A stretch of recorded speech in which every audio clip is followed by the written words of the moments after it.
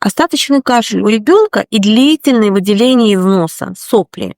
Очень многие мамы жалуются и пугаются этого состояния, и для многих это считается нормой. На самом деле, почему это происходит? Когда вирус приходит извне, он попадает на наши слизистые носа, носоглотки, то наша иммунная система, она активная, она начинает быстро реагировать, и лимфа пытается вирус смыть. Вирус всегда приходит сверху, а лимфа течет снизу вверх. И вот все, что мы называем выделениями из носа, когда появляются сопли, слизь, активное чихание, это первые признаки вирусной инфекции.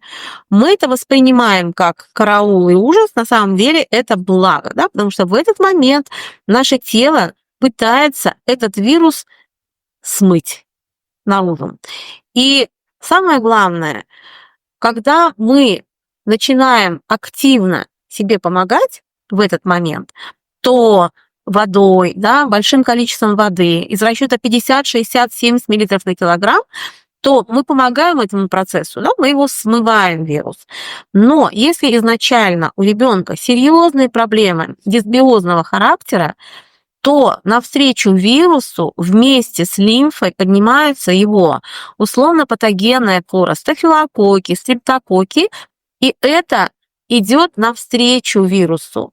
Поэтому, когда вирус уже нейтрализовался, он уже закончился, очень долгое время дети кашляют и сопливят. Это бесконечный процесс выделения уже зеленого, желтого цвета, кашливание, слизь тоже желтого цвета, не белая, как, да, вирусная, как при вирусной инфекции.